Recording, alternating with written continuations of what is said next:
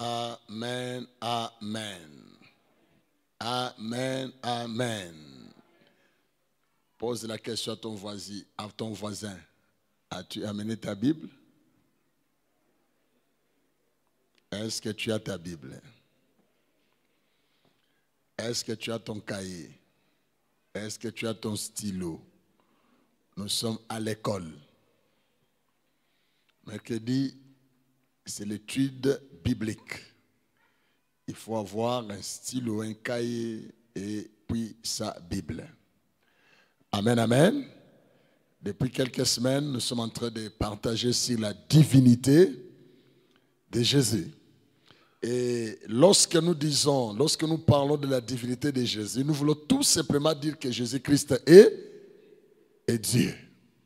Jésus-Christ est Dieu. Lorsque nous lisons dans Jean chapitre 1, verset 1, la Bible dit, au commencement était, la parole était, et la parole était, voilà. Donc, Jésus-Christ est Dieu. Alors, c'est pour cela que quand vous lisez la Bible, vous allez voir que Jésus-Christ lui-même, à un certain moment, il a posé la question aux disciples. Qu'est-ce que les gens disent de moi? Qui suis-je? Et vous, que dites-vous? Jésus voulait savoir si vraiment les gens, les disciples, les connaissaient qui il était. Alors, lorsque nous disons que Jésus-Christ est Dieu, on ne peut pas s'arrêter là. On ne peut pas s'arrêter là. Il faut démontrer.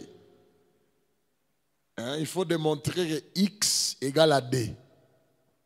Démontrer. Il faut démontrer. Alors, si nous disons que Jésus-Christ est Dieu, nous devons démontrer qu'il est Dieu. Pourquoi? Parce qu'il était sur terre. C'était un homme qui est né d'une femme. Comment vous pouvez dire qu'il est Dieu? Et beaucoup de contradicteurs, dans d'autres religions, ils disent que Jésus n'est pas Dieu, il est seulement le Fils de Dieu. D'autres disent qu'il est seulement prophète. Et d'autres disent que d'ailleurs, Jésus-Christ lui-même n'avait jamais dit qu'il était Dieu. C'est vous qui dites qu'il est Dieu. Mais nous allons démontrer que Christ est bel et bien Dieu. Et c'est important de connaître la divinité de Christ. Nous allons en parler dans notre 3e chapitre. Vous allez voir que c'est vraiment important de connaître ça. Quelle est l'implication de connaître Christ est Dieu dans notre foi, dans notre vie? Ça va nous servir à quoi? De connaître et d'accepter, de croire que Christ est Dieu. Alors nous avons donné des preuves. Nous voulons donner des preuves. Première preuve, nous avons dit que la Bible dit clairement que Jésus-Christ est Dieu. Nous avons donné à peu près 10 versets pour démontrer que Jésus-Christ est Dieu. Jean chapitre 1, verset 1, Jean 20, 28. Psaume, je rappelle ce que nous avons déjà dit. Romains chapitre 9, verset 5, Philippiens 2, 6, Colossiens 1, 15, petit chapitre 2, verset 13, 1 Jean chapitre 5, verset 20, Jean chapitre 14, 9 à 12. Ça, je suis en train de rappeler ce que nous avons dit la fois passée. Donc, là, lorsque vous lisez ces versets, vous allez voir qu'on prouve là que Jésus-Christ est Dieu. Deuxièmement, nous disons que Jésus-Christ est Dieu à cause des attributs divins que Jésus-Christ a. Ces attributs divins, ce sont les attributs que Dieu seul peut posséder, pas quelqu'un d'autre. Mais comme Dieu possède ces attributs-là, mais nous voyons aussi Jésus-Christ avoir ces attributs-là. C'est ce qui nous prouve que Christ est Dieu. Premier attribut, nous avons dit que Dieu est éternel, Jésus-Christ aussi est éternel. Nous avons dit que Dieu est omniprésent, Jésus-Christ aussi est omniprésent. Nous avons dit que Dieu est omniscient, Jésus-Christ aussi est omniscient. Nous avons dit que Dieu est omnipotent. Quand on dit omnipotent, ça dit il est tout puissant. Jésus-Christ aussi est tout puissant. Quand on dit omniscience, c'est-à-dire que Dieu connaît tout. Il a la connaissance de tout. Jésus-Christ aussi connaît tout. Il a la connaissance de tout. Lorsque nous disons que Dieu est omniprésent, c'est-à-dire qu'il est partout. Partout et au même moment. Jésus-Christ aussi est partout et au même moment. Et nous avons dit que Jésus-Christ est immuable. Immuable, c'est-à-dire il ne connaît aucun changement. Dieu ne change pas. Il est le même hier, aujourd'hui, éternellement. Jésus-Christ aussi est le même hier, aujourd'hui et éternellement. Amen, amen. C'est ce que nous avons dit la fois passée. Nous allons continuer. Nous allons ajouter notre argument. Parce que la Bible montre clairement que Christ a accompli les œuvres propres à Dieu. Des œuvres que seul Dieu peut accomplir. Aucun homme ne peut le faire. Jésus-Christ aussi a fait ces choses-là. 1. La création. Dieu a créé le monde. Il a créé tout ce qui existe. Jésus-Christ aussi a créé. Il était là lors de la création. Jean chapitre 1. Jean chapitre 1, verset 3, je vais lire rapidement pour... j'ai beaucoup de choses à dire aujourd'hui, je dois aller vite. Jean 1, je commence à partir du verset 1. Au commencement était la parole, et la parole était avec Dieu, et la parole était Dieu. Verset 2. Elle était au commencement avec Dieu. Toutes choses ont été faites par elle. Et rien de ce qui a été fait n'a été fait sans elle. Qui a créé? Quand vous lisez ces passages, vous allez voir, on parle de la parole qui a créé toutes choses. Et cette parole-là était au commencement. Et cette parole-là était avec Dieu. Et cette parole-là était Dieu. Et cette parole-là s'est faite chair et est venue habiter au milieu de nous. Cette parole-là, c'est qui? C'est Jésus. Donc, Jésus-Christ a participé dans la création. Lorsque vous lisez au verset 10, elle était dans le monde et le monde a été fait par elle. Par elle. Éclair était fait dans le monde par elle et le monde ne l'a point connu. Donc on parle de Jésus qui a créé. Tout ce qui a été créé par Dieu. Colossiens chapitre 1, verset 16. Colossiens chapitre 1. Aujourd'hui, je vais beaucoup lire moi-même d'abord parce que je ne vais pas perdre même une seule minute. Colossiens chapitre 1.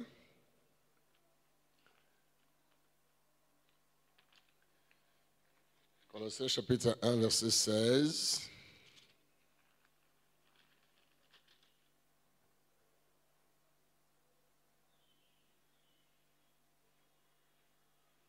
La Bible dit, car en lui ont été créées toutes les choses qui sont dans les cieux, sur la terre, les visibles et les invisibles. Trône, dignité, domination, autorité.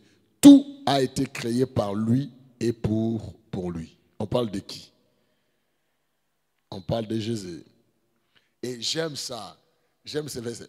Commençons à partir du verset, je vais lire à partir du verset 12 de Colossiens. La Bible dit, rendez grâce au Père qui vous a rendu capable d'avoir part à l'héritage des saints dans la lumière, qui nous a délivrés de la puissance des ténèbres et nous a transportés dans le royaume du Fils de son amour, en qui nous avons la rédemption, la rémission des péchés. Il est qui? Regardez dans vos Bibles. Il est qui? Il est l'image du Dieu invisible. Il est l'image du Dieu invisible. Le premier de toute la création. Quand en lui ont été créées toutes les choses qui sont dans les cieux et sur la terre, les visibles et les invisibles. Trône, dignité, domination, autorité. Tout a été créé par lui et pour lui. Amen, amen. On parle de Jésus. Quand vous lisez jusqu'à la fin, vous allez voir, il s'agit de Jésus. Donc Jésus a participé dans la création. Vous pouvez ajouter Hébreux chapitre 1, versets 2 à 10. Verset 1 à 10. Voilà.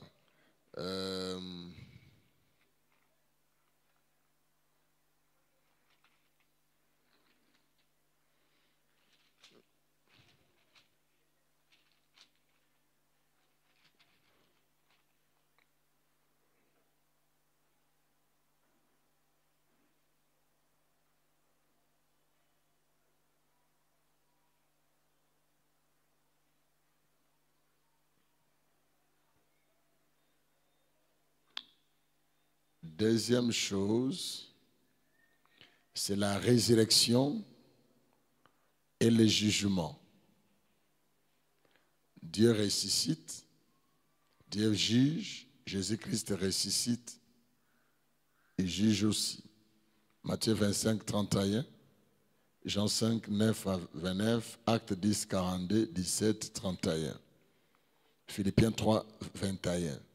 2 Timothée chapitre 4, verset 1.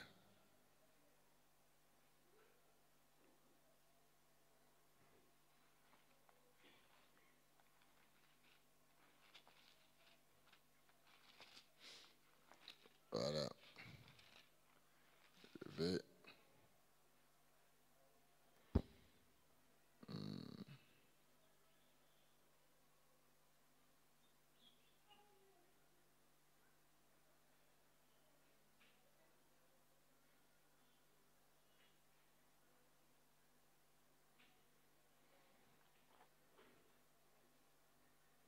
La troisième des choses, on parle de la dissolution finale et le renouvellement de toutes choses. Hébreux chapitre 1, verset 10 à 12.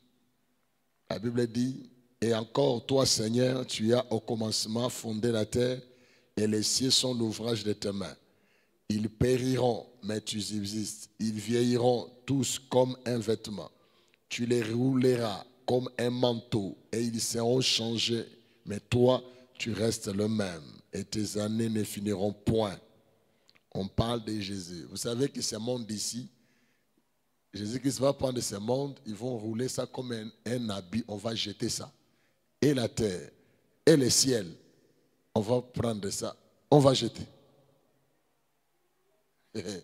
Quelqu'un avait posé la question, mais on sera où? Quand on va lever et la terre et le ciel, on sera où? Ajoutez Philippiens chapitre 3, verset 21.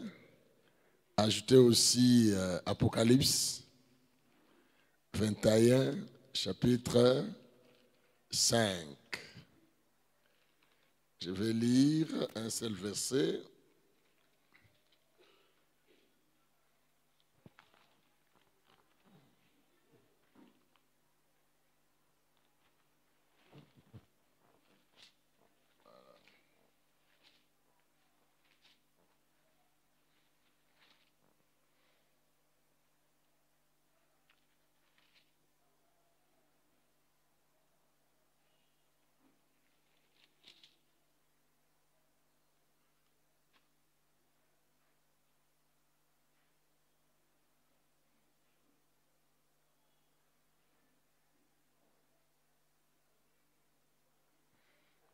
Voilà. Et nous allons passer à un autre argument. Ici, ce sont les déclarations de Jésus-Christ lui-même, qui prouvent qu'il est Dieu. Les déclarations que Jésus-Christ a faites pour prouver qu'il était Dieu. Ce sont des déclarations qu'il a faites et non par hasard. Lisons Marc. Marc chapitre 14.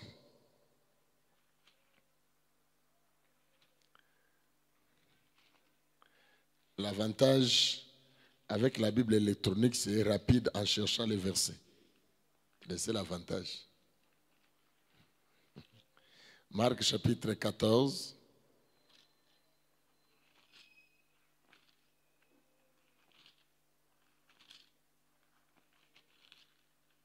Je vais lire 61 à 62.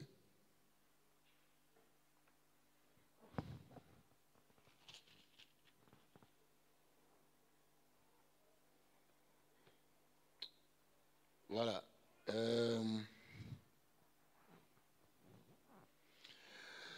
Verset 60.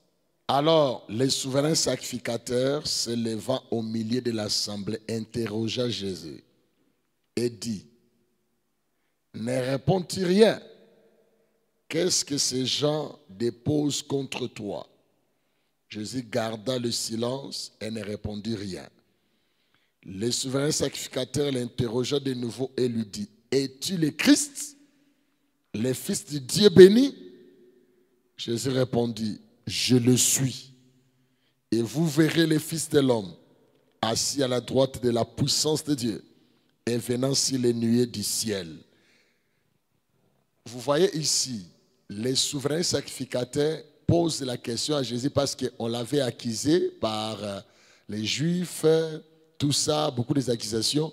On l'a mené vers les souverains sacrificateurs. Les souverains sacrificateurs maintenant l'interrogent pour savoir ce qu'on a dit là, si c'était vrai ou faux. Jésus ne disait rien. Mais lorsqu'on lui pose la question disant, si tu étais le Christ, le Fils de Dieu, Jésus-Christ a dit quoi? Je le suis. Alors, lorsqu'il répond, il dit, je le suis, et vous verrez le Fils de l'homme assis à la droite de la puissance de Dieu, venant sur les nuées du ciel. Alors, les souverains sacrificateurs faisant quoi? Il a fait quoi? Vous avez vos Bibles? Il a fait quoi? Déchirant ses vêtements. Pourquoi il a déchiré les vêtements? Pardon? C'est un blasphème pour les Juifs. Tu dis tu es fils de Dieu, c'est-à-dire tu es Dieu. Comment tu peux dire ça? C'est-à-dire le souverain sacrificateur a trouvé c'est grave. Comment tu peux dire ça? C'est tellement grave qu'il a déchiré les habits. Et un souverain sacrificateur, ce n'était pas n'importe qui. Un souverain sacrificateur, ce n'était pas n'importe qui. Donc, il a déchiré ses habits. Pourquoi? Parce que, et puis il dit, qu'avons-nous encore besoin de témoins? Vous avez entendu quoi? Les blasphèmes.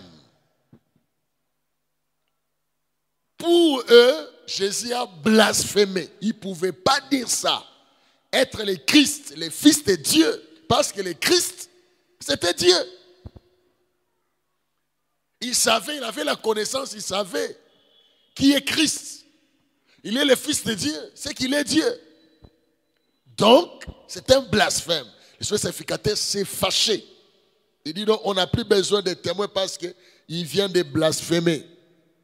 Que nous ensemble, tous les condamnèrent comme méritant quoi? La mort. Vous voyez? Oh. Et quelques-uns crachèrent sur lui, lui voilant le visage et les frappaient à coups de poing en lui disant, devine. Et les serviteurs les reçurent en lui donnant des soufflets. Voilà. Donc, cette déclaration de Jésus, les souverains sacrificateurs ont compris. Ils voulaient tout simplement dire qu'il est Dieu. Et Jésus-Christ a affirmé qu'il était Dieu. Vous savez, lorsque les gens disent que, d'ailleurs, on ne voit pas un endroit où Jésus-Christ a dit qu'il était Dieu. Mais il faut aussi lui dire, on ne voit pas aussi un endroit où Jésus-Christ a dit, je ne suis pas Dieu, il ne faut pas m'adorer. Vous avez déjà vu ça? Je ne suis pas Dieu, ne faites pas. Ne m'adorez pas. Nous allons en parler. Voilà, donc, ici, Christ a prouvé qu'il était Dieu. Lisons maintenant Jean. Jean chapitre 10. Bien aimé, cet enseignement, c'est parmi les fondements de notre foi. Il faut bien maîtriser parce que vous rencontrez les gens qui vont vous poser des questions pour détruire votre foi, vous prouver que Christ n'est pas Dieu. Et si tu dis que Christ n'est pas Dieu, tout le christianisme s'effondre, va s'effondrer. Ce n'est plus important parce que qu'est-ce qui va soutenir notre foi? Voilà pourquoi il est important de bien suivre et de bien cerner, comprendre, retenir. Tu vas rencontrer des gens qui vont te dire, par exemple, les musulmans, par exemple, les témoins de Jéhovah, par exemple, le Dieu des Noirs, par exemple, tous ces gens-là. Donc, il faut avoir des arguments pour leur prouver que non, mon frère, tu es dans l'erreur, Christ est Dieu. Voilà, Jean chapitre 10. J'aime bien cette histoire. Jean chapitre 10.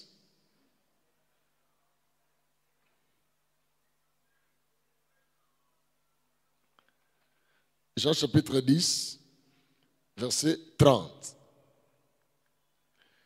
Jean 10, 30. La Bible dit quoi?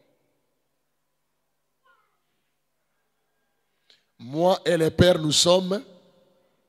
Pardon. Regardez dans vos Bibles. Jean chapitre 10, verset 30. Jésus dit, moi et le Père, nous sommes... Moi et le Père, nous sommes un. Ça veut dire quoi? Moi et le Père, nous sommes un. Lorsqu'il a dit ça, qu'est-ce qui s'est passé?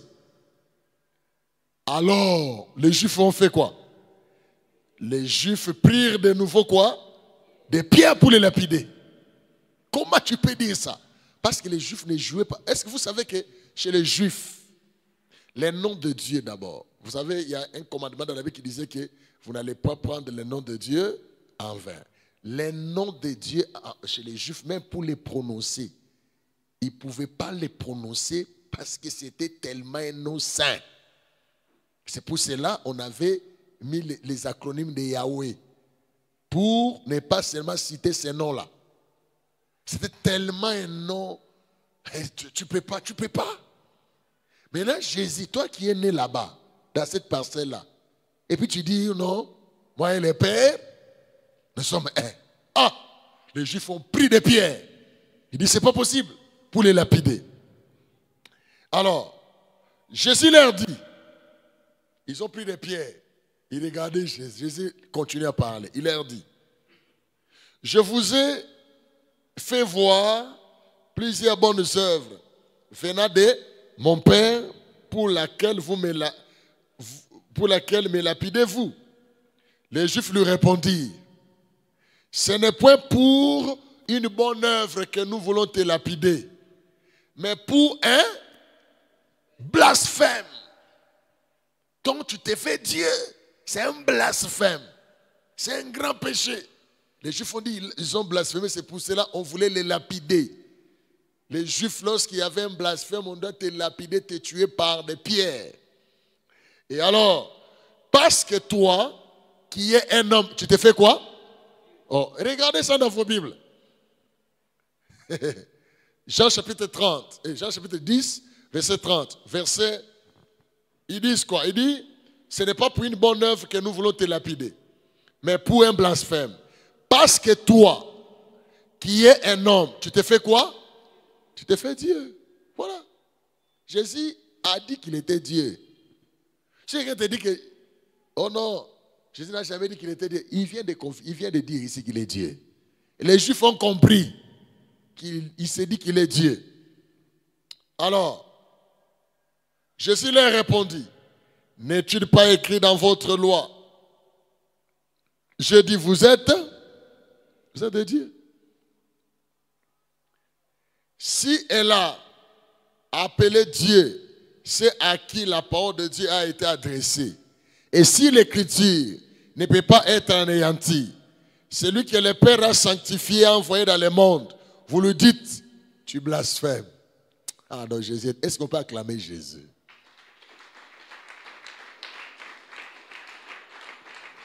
Vous voyez comment il leur parle? Il leur dit, n'est-ce pas que dans votre loi, il est écrit que vous êtes des dieux. Maintenant, moi, que le Père a sanctifié, a envoyé, vous dites que j'ai blasphémé parce que je suis Dieu. Non. Jésus, Christ, est Dieu. Alors,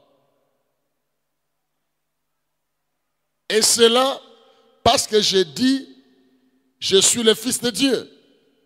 Si je ne fais pas les œuvres de mon Père, ne me croyez pas. Mais si je les fais, quand même, vous ne me croyez point. Croyez à ses œuvres, afin que vous sachiez et reconnaissiez que le Père est à moi et que je suis dans le Père. Là-dessus, écoutez, là-dessus, ils cherchèrent encore à les saisir, mais il s'échappa de leurs mains.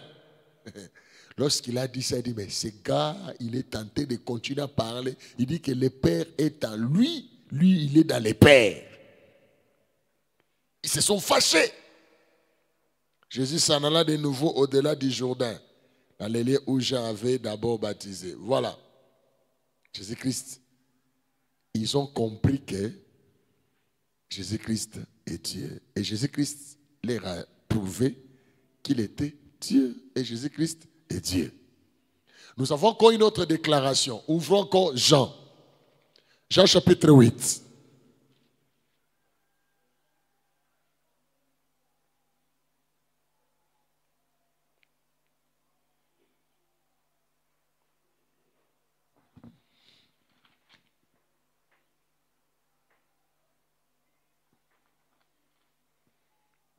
Jean chapitre 8. J'aime encore cette histoire ici. Jean 8, lisons 48.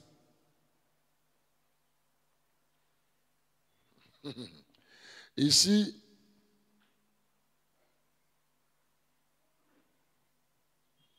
à partir de verset 48, les Juifs lui répondirent, n'avons pas... Non, je crois que je vais commencer un peu plus haut.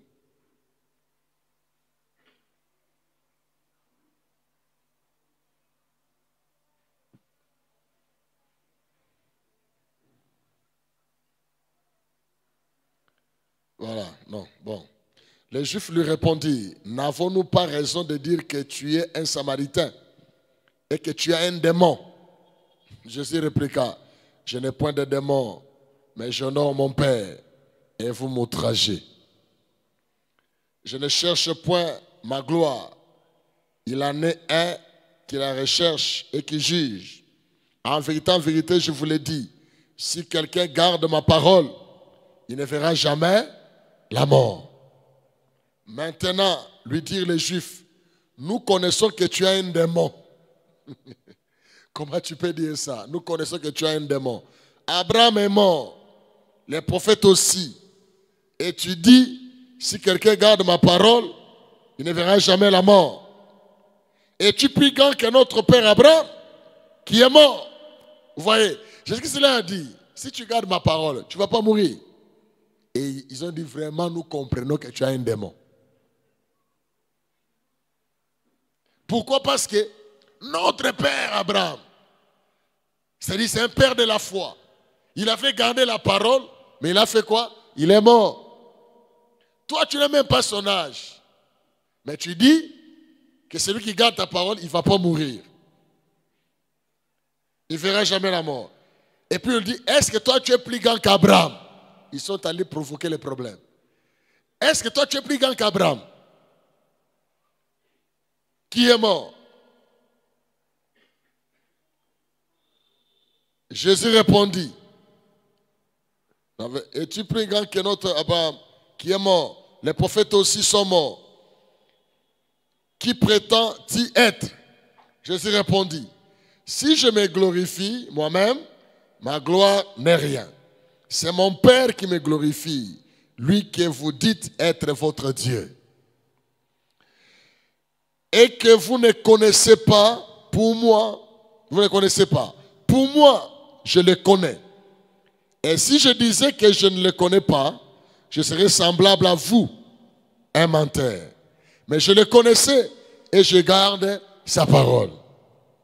Abraham, votre père, a tressailli de joie de ce qu'il verrait mon jour. Il a vu et il s'est réjoui. Les Juifs lui disent, tu n'as pas encore 50 ans et tu as vu Abraham. Jésus leur dit, en vérité, je vous le dis, avant qu'Abraham me fît, je suis. Et là-dessus, ils prirent des pierres pour les jeter contre lui. Mais Jésus se cacha et il sortit du temple. Mais petit, tu n'as même pas 50 ans. Tu dis quoi? Avant qu'Abraham ne fît, moi. Maintenant, Jésus-Christ a commis une faute en grammaire. Est-ce que vous comprenez ici? En français, on ne dit pas ça. En français, on ne dit pas que si Abraham, je vous dis, avant qu'Abraham fît, moi, en français, on dit quoi? Moi, j'étais. Vous voyez, avant qu'Abraham ne fît, moi, j'étais. Mais Jésus-Christ utilise le présent. Il dit, avant qu'Abraham ne fît, moi, je suis. Les Juifs ont compris. La faute là, ce n'est pas une faute. Ça veut dire qu'il s'appelle je suis. Je suis c'est qui? C'est Dieu. C'est ce qui a énervé les Juifs. Il dit, ah, regardez ces petits. Je suis. Il ne dit pas j'étais, il dit je suis. Et c'est ce qui les a énervés. Dans Exode chapitre 3, verset 14, Dieu dit, il dit à Moïse que, dis-leur, je suis, vous a envoyé. Et Jésus-Christ leur dit, non, Jésus-Christ il est seulement Dieu. Parce qu'il parle, donc lorsqu'il parle, il ne parle pas en vain. Ces mots, ces phrases sont bien dans les contextes. Il sait ce qu'il dit. Oh, amen, amen. Il sait ce qu'il dit. Il ne dit pas des choses par hasard. Il leur dit, avant qu'Abraham ne fît, il ne parle même pas Moïse, il parle d'Abraham. Abraham, c'est le père de la foi. Abraham en Israël, Abraham, c'est la fondation de la foi. Mais il leur dit que, même votre Abraham là, il m'avait vu, il s'est réjoui. Mais vous dites que j'ai un démon. Avant qu'Abraham ne soit, avant que l'Abraham ne fît, moi, je suis. Donc, Jésus-Christ est en train de dire qu'il est le je suis. Il est Dieu. Bien aimé dans le Seigneur, Jésus-Christ est Dieu. Amen, amen. Il est bel et bien Dieu. Nous allons, ici, je suis en train de parler de déclaration de Jésus pour prouver qu'il est Dieu. Parce que les gens disent que non, Jésus-Christ n'avait jamais dit. Il avait dit qu'il est Dieu. Jean 14.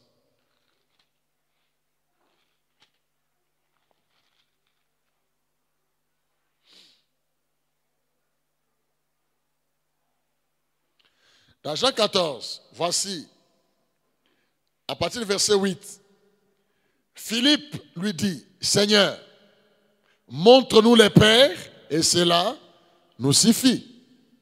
Jésus lui dit, il y a si longtemps que je suis avec vous. Tu ne m'as pas connu, Philippe. Celui qui m'a vu a vu qui?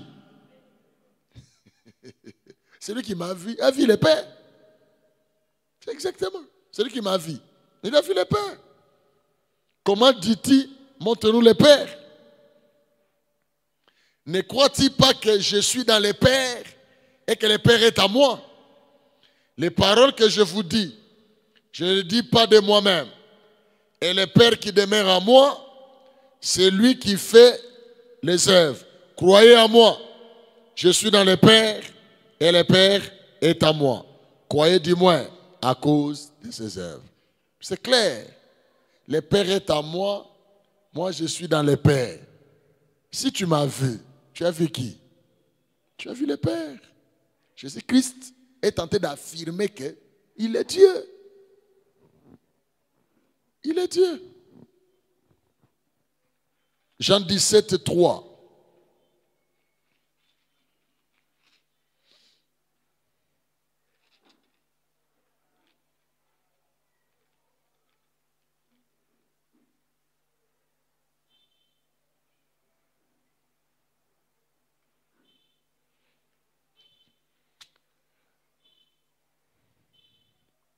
Il y a aussi un autre argument de Jésus-Christ. Jésus-Christ ici, il va s'attribuer un autre terme. Lorsque nous lisons dans Psaume, chapitre 23, verset 1, la Bible dit, c'est un verset que tout le monde connaît, non? Psaume 1, 23, on y va. 1, 2, 3. Oh, non, il faut parler. L'Éternel, c'est ça. L'Éternel est mon berger, je ne manquerai. Quelqu'un dit, pasteur, moi, je connais, mais c'est vraiment les versets qui me fuient. Je ne sais pas vraiment retenir les versets. Psaume 23, 1 dit, l'Éternel est mon berger, je ne manquerai de rien. C'est qui le berger? C'est qui le berger? C'est Dieu, n'est-ce pas? Et regardez maintenant Jésus-Christ dans Jean 10.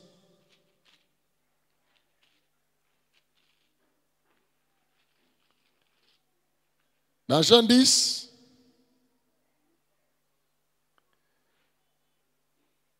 Jésus dit quoi? Il dit que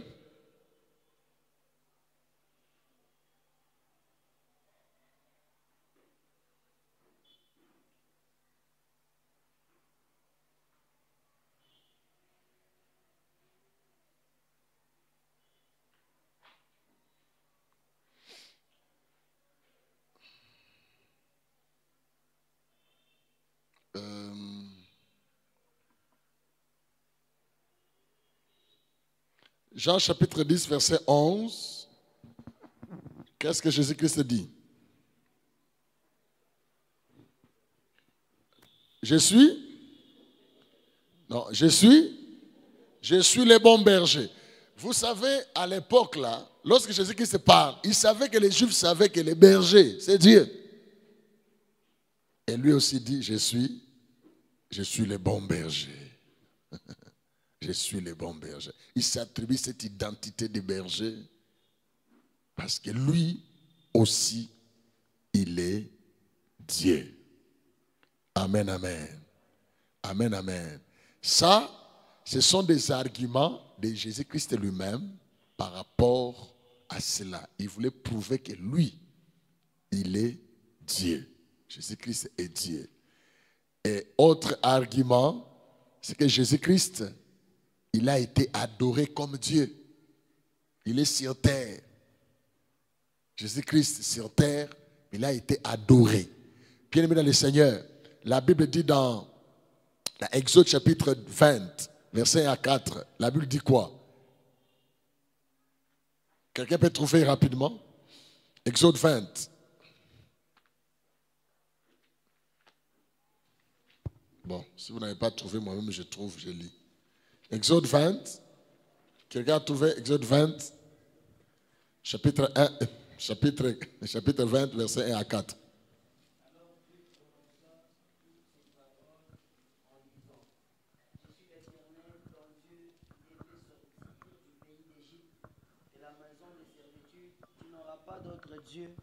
Devant ma face, tu ne te feras point d'image taillée, ni de représentation quelconque, des choses qui sont en haut, dans les cieux, qui sont en bas sur la terre, et qui sont dans les eaux plus bas que la terre.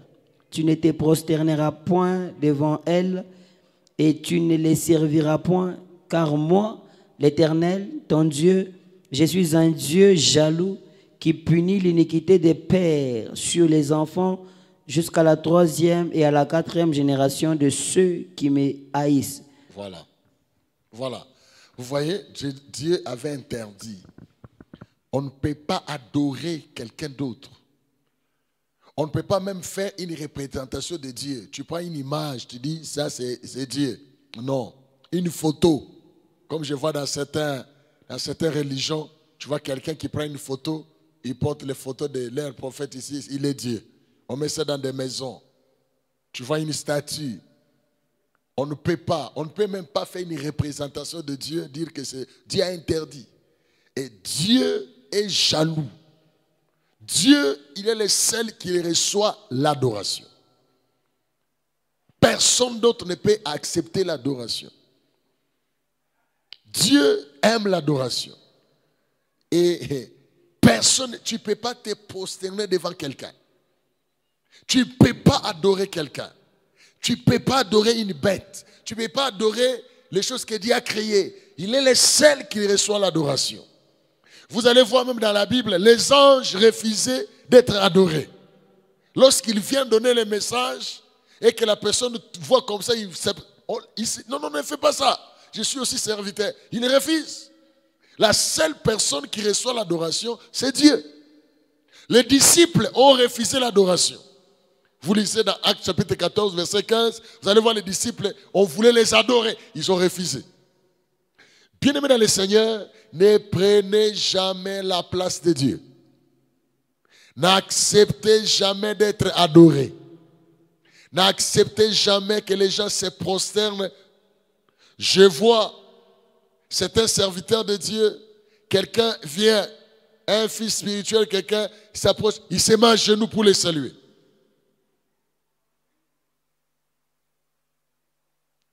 Il se met à genoux pour les saluer. Bien, mais ne faites jamais ça. Tu arrives quelqu'un, tu te mets à genoux. Je connais certains serviteurs de lorsqu'il est assis là-bas, tu ne peux pas t'approcher debout. Il faut t'agenouiller et venir en rampant. Il faut respecter l'homme de Dieu. Tu viens comme ça. Bien-aimé dans le Seigneur, si Dieu commence à t'utiliser, ne faites jamais ça. Il faut donner la gloire à Dieu. Amen, amen. C'est lui qui mérite l'adoration, la louange. Il y a dans certaines églises où vous voyez les cultes commencent. Les cultes a déjà commencé, l'homme de Dieu est dans le bureau. Il attend la louange monte, et puis après il va faire son entrée. Lorsqu'on annonce, et puis on arrête la louange, on va recevoir l'homme de Dieu. Et l'homme de Dieu fait son entrée, les gens, et Dieu est parti. Lorsque vous faites ça, Dieu sort. J'ai lu l'histoire d'un serviteur de Dieu, j'aime beaucoup cet homme de Dieu, il est très humble. Il raconte son histoire, il dit, il est parti dans une église, il arrive là, et puis ils étaient assis avec les pasteurs qu'il avait invités. Les modérateurs montent. Souvent, les modérateurs, il faut faire attention si tu es modérateur. Souvent, ce sont des modérateurs. Si tu es assis à côté d'un modérateur, dis-lui, fais attention, modérateur. C'est tous les modérateurs. Alors, celui qui modérait là, il s'est tenté d'adorer, paf. C'est peut-être l'heure de la prédication. Il invite maintenant leur pasteur pour venir introduire l'orateur. Avant que l'homme de Dieu monte pour venir inviter l'autre orateur, on a commencé à célébrer l'homme de Dieu. Je vais maintenant vous inviter, celui qui a changé ma vie. Si je suis ce que je suis aujourd'hui, le pasteur là lui dit, lorsqu'il disait ça, pour lui, il pensait qu'il voulait parler de Dieu. Je vais vous parler de cet homme qui a fait ma vie de ce que je suis. Sinon, je serais perdu. Il a parlé. Nous allons accueillir notre papa. Les papas aussi est monté. Il a pris le micro. On va acclamer pour Dieu, on acclame. Et puis lui aussi, il vient introduire l'homme de Dieu là. Il commence. C'est lui. Par qui? Il part. Le pasteur dit, là où j'étais assis, j'étais KO. Je savais que Dieu est déjà parti. Ici, il n'y a que nous là. Dieu n'est plus là. Il n'y avait plus l'atmosphère. Il dit, j'étais effondré. Il dit, lorsque je suis monté du haut de la chair, je savais que Dieu n'était pas là. J'ai commencé à supplier Dieu. J'ai entonné des cantiques pour adorer. Les gens n'avaient pas compris. On a commencé à adorer. Il dit, j'ai adoré pendant 30 minutes pour supplier Dieu qu'il revienne. Et 30 minutes après, j'ai senti l'atmosphère, le Saint-Esprit est venu. Et puis j'ai prêché la parole. Il y avait des choses. Et puis le culte est terminé. Il dit, lorsque le culte s'est terminé, je suis allé au bureau. J'ai vu mon collègue passer, dit, cher collègue, tout ce qu'on disait là, tu as accepté ça? Comment tu peux accepter ça? Il dit, l'homme de Dieu s'est fâché. Comment tu peux me dire ça? Et puis il dit, on s'est séparés comme ça. Il est parti. Mais après là, il dit aujourd'hui, cette église-là, lorsque Dieu part, ça reste un club. Ça reste un club. Vous allez vous déchirer. Ça sera les combats de positionnement. Ça sera des combats de l'argent, la jalousie. Toutes ces choses vont entrer parce que Dieu n'est plus là. Bien dans le Seigneur, ne chassez jamais Dieu par notre attitude. Amen, amen. Il n'y a que Dieu qui doit être adoré. Il n'y a que Dieu qui doit être célébré. Pas un homme. Moi, je ne peux pas recevoir la louange, je ne peux pas recevoir l'adoration. Il n'y a que Dieu qui doit être élevé, qui doit être adoré. Vous allez dans une église, c'est Jésus-Christ qui doit être au centre. L'église est christocentrique. Ce n'est pas un homme, c'est Christ qui doit être régné, qui doit être adoré. Lorsque vous accomplissez un miracle, vous faites quelque chose, mettez voix, je dis à Dieu, Seigneur, reçois la louange, reçois l'adoration. C'est toi qui mérites, c'est toi qui agis. Sinon, mon ami, tu auras des problèmes avec Dieu. Il dit, il est qui? Il est comment? Il est comment? Vous connaissez la jalousie? Est-ce que vous connaissez la jalousie? Posez la question à une femme qui voit son mari avec une autre femme. Elle va te dire, hein? C'est quoi la jalousie? Une femme peut tuer quelqu'un. Un homme peut tuer quelqu'un à cause de sa femme. Cette jalousie-là, Maintenant, Dieu dit, il est jaloux. Il peut tuer quelqu'un parce que vous donnez la louange à quelqu'un d'autre. Il faut adorer. Alors, Dieu aime la louange. Il aime l'adoration. Il n'y a que lui seul qui peut recevoir. Mais lorsque Jésus était sur la terre, il a reçu l'adoration. Amen. Jésus a reçu l'adoration, il n'a pas refusé. Il dit, adorez-moi, adorez. On l'a adoré. Il a accepté. Et puis il n'y a rien qui est arrivé. Parce qu'il est Dieu, il mérite la louange et l'adoration. Amen, amen. Donc lorsque Jésus était sur la terre, il avait accepté l'adoration. Et l'adoration, Jésus-Christ a accepté l'adoration. Lisons Matthieu chapitre 4, versets 9 à 10. Matthieu 8, 2, Matthieu 9, 18, Matthieu 2, 2, Matthieu 14, 33. Où Thomas a dit quoi à Jésus? Il a appelé Jésus comment? Mon Seigneur et mon Dieu. Et puis il a adoré. Jésus n'a pas refusé. Il a reçu l'adoration. Vous voyez? Ça, c'est un argument. Un autre argument, c'est que Jésus-Christ pardonne le péché. Qui peut pardonner le péché? Qui? Il n'y a que Dieu qui peut pardonner le péché. Mais Jésus-Christ dit, tes péchés te sont... Matthieu chapitre 9, verset 2. Jésus-Christ pardonne le péché. Il est le seul qui peut pardonner le péché. Dieu, il est le seul qui peut pardonner le péché. Même si tes péchés sont comment? Dieu s'y déclare que tu es saint. C'est fini. Qui peut te condamner? Hein? Si Dieu te pardonne, qui peut te condamner? Il n'y a personne. Vous voyez les voleurs là qui étaient à la croix. Jésus-Christ a dit, toi et moi aujourd'hui, nous serons où? Et puis il est parti.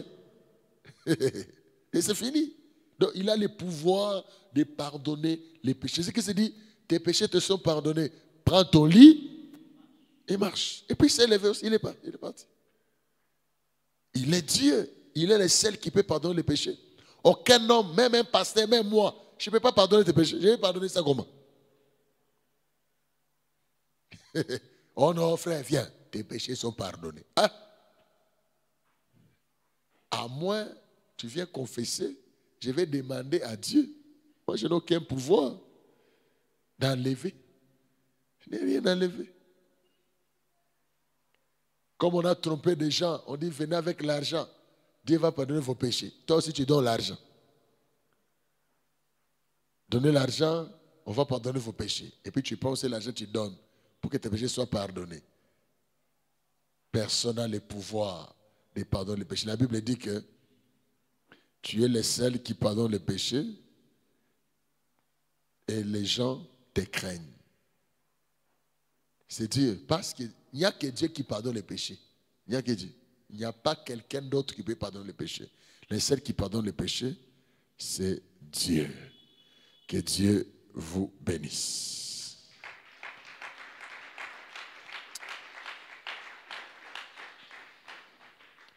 Est-ce qu'il y a des questions?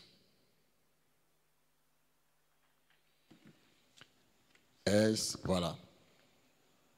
Il y a Papa Médard qui veut prendre la parole.